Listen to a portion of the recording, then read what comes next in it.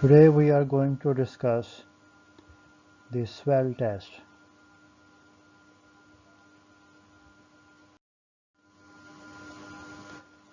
Swell tests are performed for the identification of the expansive or the swelling soils. Expansive soils exhibit significant volume changes with soil moisture variation. Such soils swell and stick when moisture increases and shrink when moisture decreases, developing wide cracks or a puffy appearance. So you can see the white surface cracks over here, and the field observation through which you can identify the expansive soils. Number one, black or blackish gray or grayish brown color. Soil is hard when dry but soft and sticky when wet.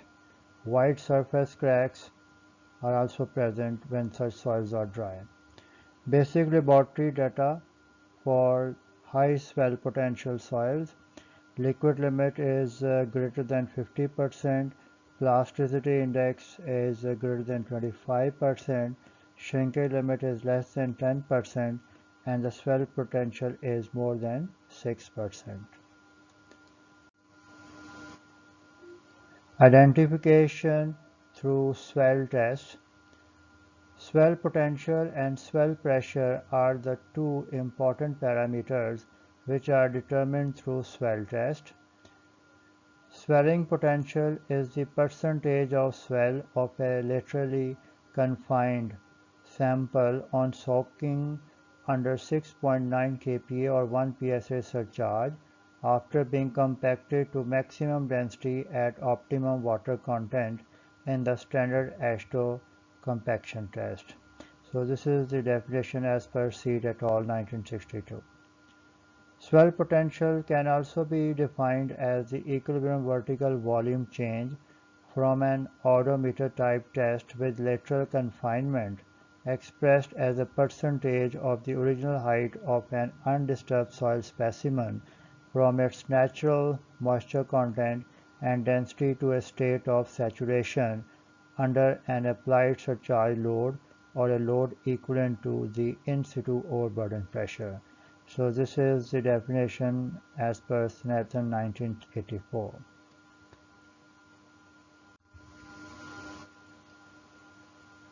When an expansive soil imbibes water from outside, pressure builds up inside the soil. If free swelling of the soil is restrained by the placement of a structure over the soil, this pressure, called the swelling pressure, is exerted by the soil on the overlying structure. The force required to prevent expansion in the soil is a function of time, but a maximum value is reached after a certain period of time. Swelling pressure can be defined as the maximum force per unit area that needs to be placed over a swelling soil to prevent volume increase when soil specimen is subjected to moisture increase. So this is the definition. I will repeat this one, that swelling pressure. Swelling pressure can be defined as the maximum force per unit area that needs to be placed over a swelling soil to prevent volume increase when soil specimen is subjected to moisture increase. The swell pressure can also be defined as the applied pressure at which the void ratio is equal to the initial void ratio.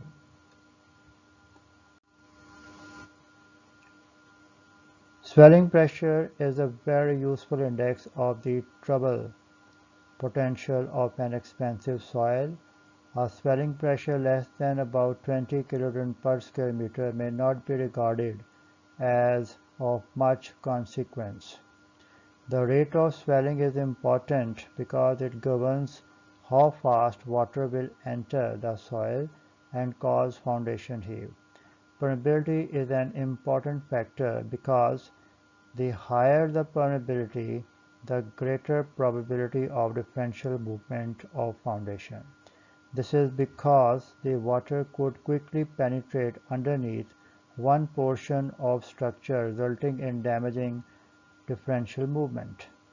Slower moisture mitigation into soil could result in a more gradual and uniform foundation heave.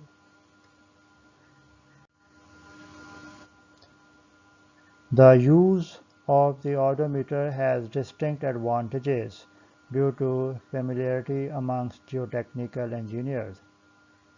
Test can be conducted as free swell test where swelling is allowed to occur at a predetermined pressure after water is added. The swell pressure is then defined as the pressure required to recompress the swollen sample to its pre-swelling volume. Typical graphical illustration of this test is shown in figure 2.10. So this is the figure showing the pre-swell test. So you can see that the original height of the specimen is this one, and under a sitting pressure of 1 psi it is allowed to swell, and then the load is applied on this swollen sample to bring to its original height. So over here you are having this pressure, which is the swell pressure. Swell pressure, that is the pressure required to attain original height of the sample, and that is known as the swell pressure. So this diagram is basically portraying the free swell test. So an illustration of a free swell test.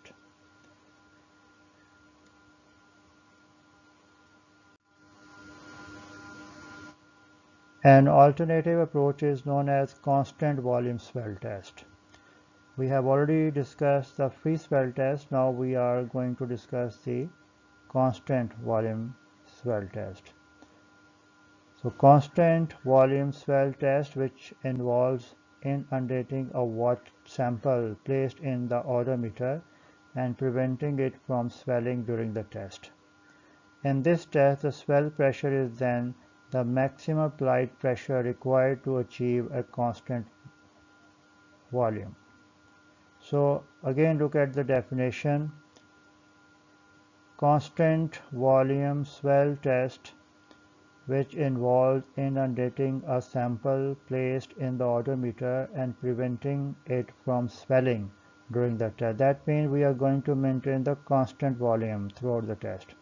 So in this test, the swell pressure is then the maximum applied pressure required to achieve a constant volume.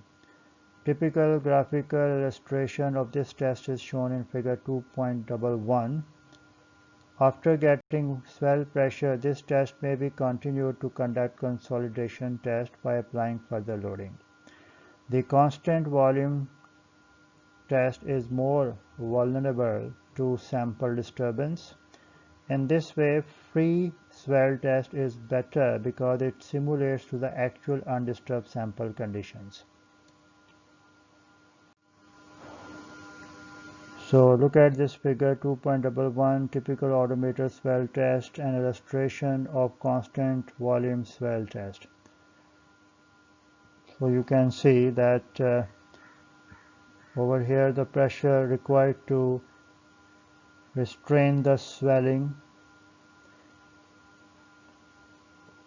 So it means, when the sample is placed in the odometer and soil is trying to swell, we are applying the pressure just to have the constant volume and throughout like this. So this much pressure, the pressure required to restrain the swelling, that is basically the swell pressure in this case. And then, loading can be done for consolidation test. So in the constant volume swell test, volume of the soil is kept constant. So the pressure required to restrain the swelling, that is called as the swell pressure in this case. So in constant volume swell test, we cannot determine the percentage swell, but only swell pressure can be determined. So swell test, both swell potential and swell pressure test come under this heading because these are the two parameters which are used to evaluate the swelling of the soils. So first look at the swell potential test.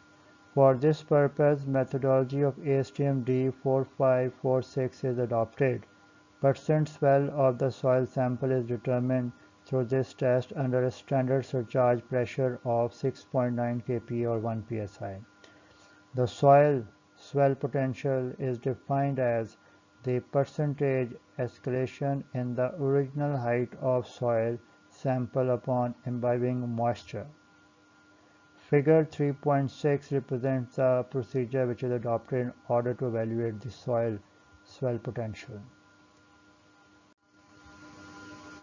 So look at this figure, which is the schematic diagram of swell potential evaluation in laboratory. So this is the original sample that you are having in the odometer ring, and soil is allowed to swell under a seating pressure of 6.9 kPa. So obviously you are having the increase in height, that is delta H, and you can see that the original height of the sample, that is H. So considering small h and delta H,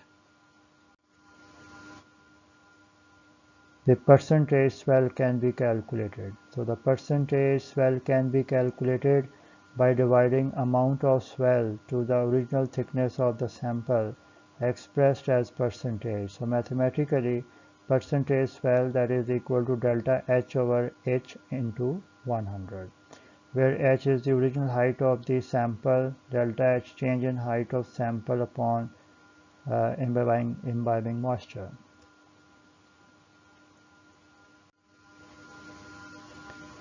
The procedure of the test is as follows.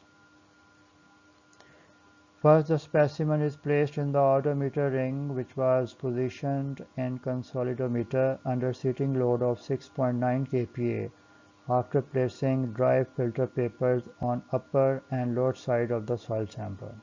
When odometer is fixed on the loading platform, the deformation dial gauge is set.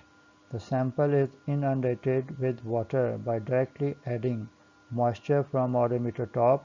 The sample starts swelling from this instant, and regular observations are noted, generally at 1, 2, 4, 8, 15, 60, 120, 240, 480, 960 minutes and so on, till dial gauge shows constant value over a significant period of time. Then the test is deemed complete and the final reading is noted. This value is used to determine the swell potential. Now look at the swell pressure test. Swell pressure is defined as the pressure required to prevent the swelling of the soil. It may also be defined as the pressure required to bring the swollen soil sample back to its original height or void ratio. There are two different methods which are generally used to determine swell pressure. In method 1, free swell test, refer to figure 2.10 and 3.7, the sample is allowed to swell under a surcharge pressure of 6.9 kPa or 1 psi on addition of water and then loaded to its original height. The load added to bring the specimen to original height divided by area of the cross section of the specimen is called as swelling pressure. In method 2, that is the constant volume swell test, refers to figure 2.11 that we have already discussed. Upon addition of water to the odometer ring, the sample receives water and begins to swell. Then sample is loaded continuously to maintain its original height. This process is maintained till there is no need to put more load to maintain the height of the specimen. Well, the method 1, the constant volume swell test, has the advantage of getting the percent swell potential under nominal surcharge pressure and the swell pressure too. This method also accommodates the effect of sample disturbance and thus has an additional advantage on the method 2. Method 2 means constant volume swell test. So schematic diagram of swell pressure evaluation in laboratory. So by applying the surcharge pressure on the soil sample, the soil is allowed to swell, and then load will be applied on the soil sample to bring that sample to its original height, original void ratio. So this one is showing this that sample under surcharge pressure. 2 means sample allowed to swell and it has been swollen to this height, and this point 3 is showing that the sample has been loaded to original height or void ratio. So in this way, this is the swell pressure. So basically it is a plot between the height of the soil sample and the pressure, and for the pressure we are using the log scale.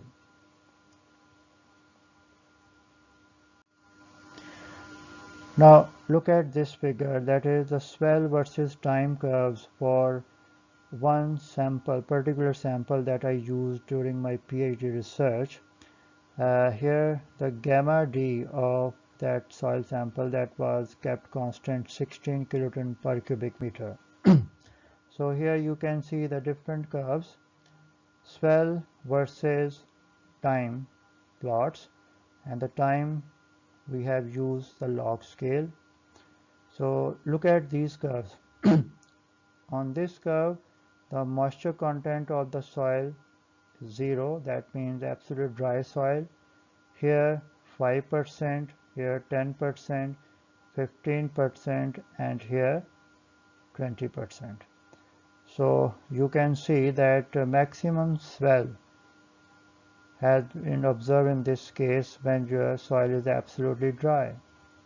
So in fact, when the soil is dry, affinity to absorb moisture is maximum. So that's why the swell potential, or you can say the percentage swell, is maximum in this case. Now in this plot, percentage swell and the time in minutes again, but here the log scale is there, and we are now having constant moisture content over here, but the gamma D has been varied. So this curve here, the gamma D is 18 kilonewton per cubic meter, here 17 kilonewton per cubic meter, here 16 kilonewton per cubic meter, 15 kilonewton per cubic meter, and 14 kilonewton per cubic meter. So you can see that when the moisture content is constant, so the case where you are having the maximum gamma D, that is 18 kiloton per cubic meter, we are having the maximum swell. It is because of the fact that when you have got the swelling soil and for one particular moisture content, if the gamma D is maximum, it means maximum number of swelling minerals have been accommodated per unit volume. So that is why the swelling is maximum over here, where when you are having the maximum gamma D in this case. And one more thing that you can see, that the rate of swell is more in the beginning, but later the rate of swelling is decreasing. Now if you just look at this plot, effects of initial moisture content and dry unit weight on swell potential. So here you can see that we are having different percentages, initial dry unit weight in kilonewton per cubic meter, and the swell potential over here. So you can see that when the moisture content is minimum, you are having the maximum swell. And you can see that when the moisture is constant, you are considering one particular moisture. So you can see that with the increase of, let's suppose you are considering this one. Here the moisture content is 10%. So what is happening with the increase of initial dry density? With the increase of initial dry density, you can see that the swell potential is increasing.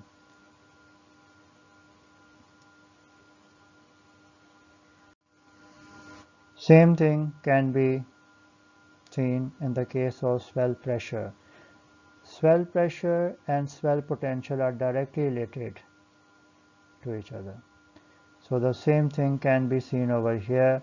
You can see that if you are considering one particular moisture content, so you can see that the swell pressure is going to increase with the increase of gamma D value. And one more thing, you can see that the minimum moisture content you are having the maximum swelling in that case. Well, if you just look at this slide, this is the typical compaction curve. Once you have determined the optimum moisture content, and if you are going to consider the 95% of gamma D max as the relative compaction, so in this way you can get this particular point on the dry side of OMC and this particular point on the wet side of the OMC. In case of swelling soils, this is the favorable compaction zone, because when the moisture is bit higher than OMC, in that case affinity to absorb moisture will be less. So what does this mean? It means your soil will swell less in that case. So this is the favorable compaction zone for the swelling clays. So we have reached here, that is the criteria for classification of expansive soils. Expansive soils, which are also known as swelling soils, can be classified based upon the liquid limit, elasticity index, expansion index, and the percentage swell. So here our prime focus was on the swell test. So looking at that percentage swell, we will consider a swelling soil as low swelling or expansive soil when the percentage swell or the swell potential is from 0 to 2. When you are having the percentage swell from 2 to 6, your soil is behaving like medium or moderate swelling soil. 6 to 10 means high swelling, and when you are having more than 10, it means critically high, very high swelling soil is there. You can also look at the values which are mentioned, or the ranges mentioned, for the expansion index, elasticity index, and the liquid limit, and based upon that we can classify. Well, you know, liquid limit and the plasticity index, these are the index properties, and we can classify the expansive soil based upon the liquid limit and the plasticity index. But it is better to consider the expansion index, because this is more reliable index for the case of swelling soil. So preferably out of these three, this expansion index should be considered for the classification of the expansive soils. And the most rational criteria for the classification of expansive soil, that is the swell potential or the percentage swell at the vertical confining pressure of 1 psi or 6.9 kPa, this one must be adopted. So in this way we have discussed the swell test in detail. Thank you.